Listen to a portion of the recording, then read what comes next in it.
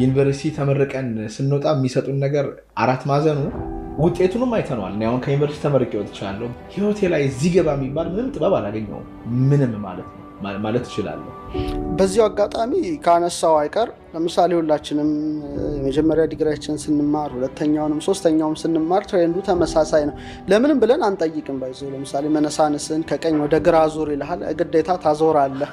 ግራ ምንድነው? ግራ መጋባት ነው። ግራ ምንድነው ብለህ ታየዋለህ።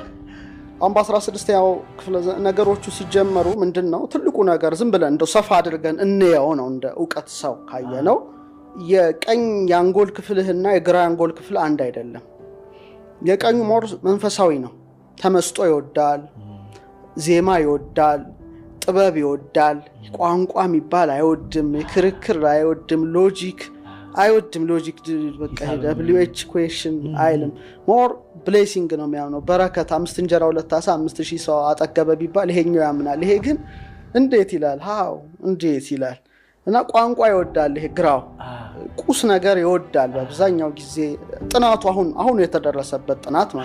ይሄ ደግሞ ኢንቲዩሽን ነው። ቀልብ ምናምን የሚባለው ነገር አለ። ይሄ ግን ቋንቋ፣ ማቴማቲክስ ምናምን ሎጂክ የሚወድ ነው።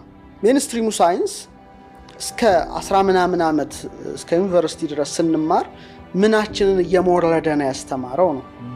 ይሄኛው ክፍል ነው መንፈሳዊነቱን ክፍል እንዳትል 10 ምናምን ዓመት ውስጥ አንድም መንፈሳዊ ነገር አይቀላቀልም።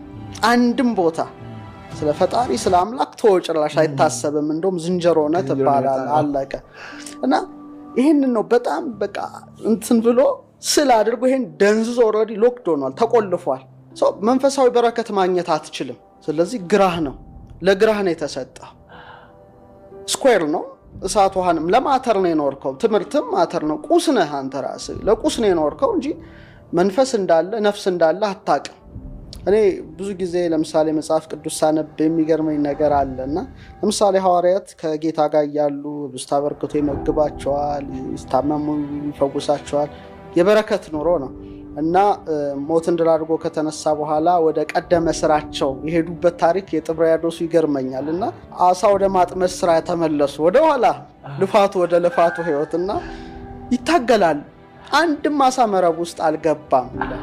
እና መረቡን በቀኝ ጣሉት ይላል።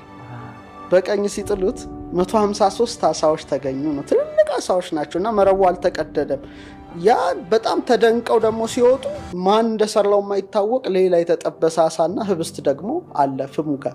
አስቦ ውስጥ የተደራረበ ነገርና ወደ ቀኝ ጣሉት የሚለው ነገር ሁሉ ጊዜ ያሳስበኛል። እኔ